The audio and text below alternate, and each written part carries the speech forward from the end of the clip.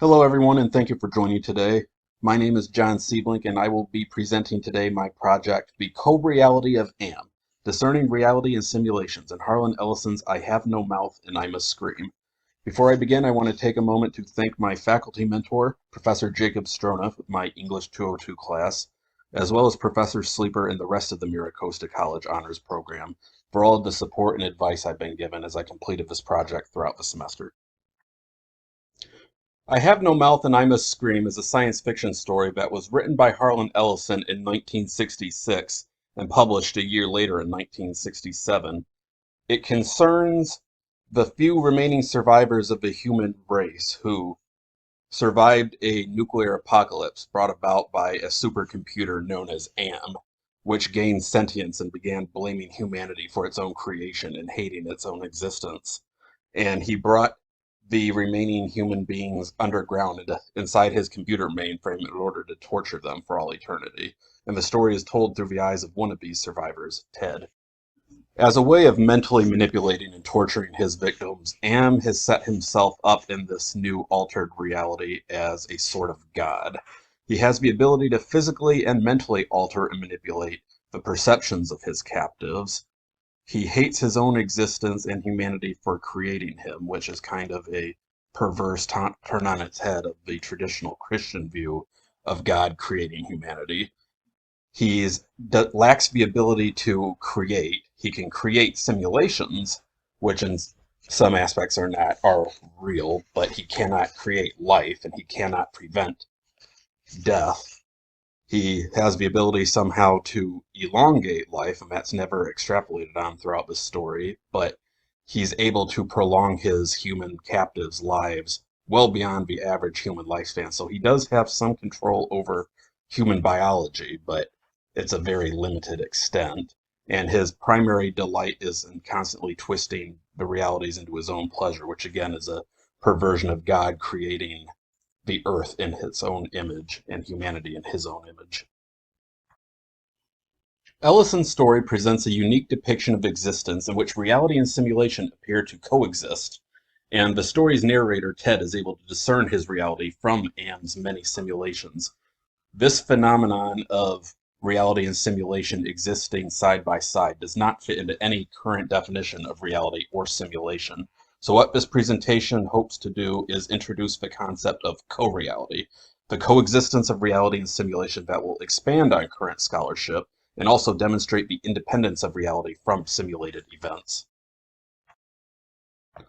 The idea that reality and simulation could somehow exist side by side dates all the way back to the ancient Greeks. In Plato's allegory of the cave, a group of prisoners have been locked inside and chained inside a cave their entire lives, and their reality has been manipulated by their captors into a simulation. They only experience shadows and light on the cave walls.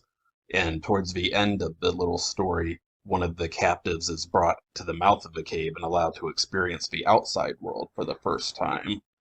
And so this prisoner who has lived in a simulation is finally allowed to experience reality very briefly before being locked back inside of a simulation.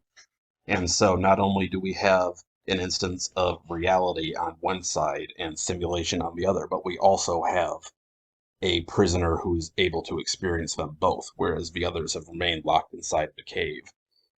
So this definitely provides a basis origin for the concept of co-reality. The only difference being is that this prisoner experienced each one separately. He now knows that there is a reality and a simulation, but he does not experience them side by side together. And in order for it to be a co-reality, he has to know that they're both there and he's experiencing both at the same time. And in this case, he does not. The concept of virtual reality distinguishes itself from the idea of co-reality because a virtual reality is a simulation that is easily discerned from reality, and the person experiencing virtual reality knows that they are experiencing virtuality. So their reality is temporarily displaced by the simulation, in this case virtual reality. And they no longer exist in their normal state of reality. They exist instead in the simulation, and it's one that they can see through. It's one that they know that they are experiencing, but they no longer experience the reality. They're only experiencing the simulation. And in order for it to be a a person to exist in a co-reality, they have to be experiencing both at the same time. And in a virtual reality, the user interface is only experiencing the simulation, not reality and simulation simultaneously. A simulated reality is one that's very similar to virtual reality, only in this case, a simulated reality is a simulation that is much harder for the person or people involved to discern from reality. They may know that they are in a simulation, but they are very skeptical, or they might start having a lot of doubt as to whether or not they are in a simulation, but there does exist within the simulated reality a certain kind of distinction that the user may be in a simulation. It's not completely opaque. This is a phenomenon that is experienced throughout I Have No Mouth and I'm a Scream by multiple characters. The character Nimdoc is a shining example. There are several instances throughout the story, especially at the beginning, where he has an inkling that something he's experiencing was a simulation created by Am, but there's still enough reasonable doubt for him to suspect that it's actually real and actually happening. And Ted has to go out of his way multiple times to try to convince Nimdoc that he is experiencing a simulation instead of the reality. In Catherine Hales and Nicholas Gessler have expanded on the concepts of virtual reality and simulated reality by taking it a step further and coming up with an idea of a mixed reality, one in which reality and simulation exist simultaneously and support one another, but the result is ambiguous. It's impossible for a person to know whether or not they are in a reality or in a simulation due to the two concepts intermingling with one another. Ted's experience throughout I Have No Mouth and I'm a Scream is not ambiguous. He is aware of the things that are happening that are caused by AIM, which are simulations, and he knows what is happening in the reality around him. He sees both at the same time, and if a person is caught up in a mixed reality, then they are unable to experience both. It's either, again, one or the other, and that is not the case that is being represented by Harlan Ellison in this story. Jean Baudrillard has expanded on the various concepts of reality and simulation even further by coming up with the idea of a hyperreality, a simulation that becomes so real that it displaces the original reality and becomes the new reality. Within a hyperreality, only the simulation remains, whereas a co-reality, which is what I am arguing, requires the presence of both reality and simulations simultaneously. It doesn't matter how real or how unreal the simulation is, there has to be an underlying reality that is built upon by the simulation. And in Baudrillard's theories, the simulation becomes the new reality. So there is no reality, according to Baudrillard. It's only the hyper-reality. And since Ted, throughout I Have No Mouth and I'm a Scream, can distinguish reality from simulation, his predicament cannot be a hyper-reality.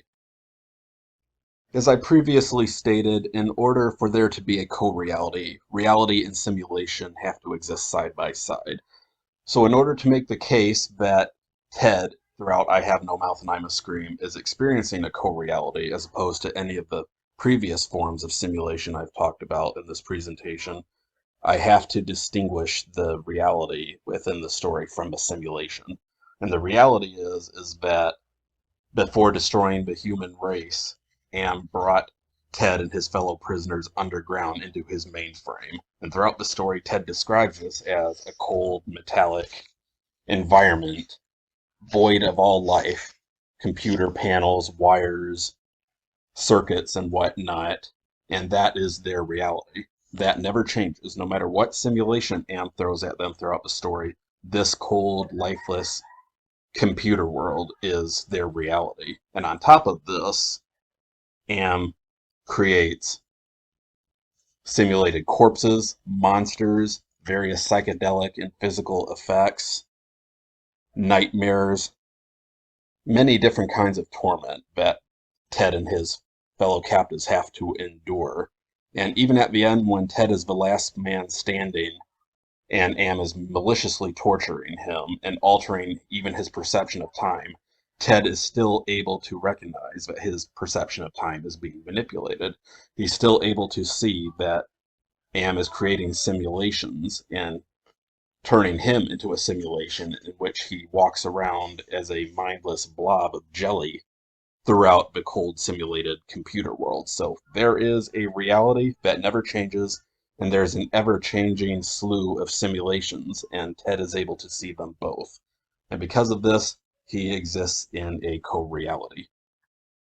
So in conclusion, Ted's predicament throughout I Have No Mouth and I Must Scream does not fit within the current framework and definitions of reality and simulation, and this necessitates the need for the new concept of co-reality. Am's simulated horrors demonstrate both the consequences of technology becoming too advanced and the blurring of the lines between reality and simulation, such as social media and video games that are becoming more and more common in the real world.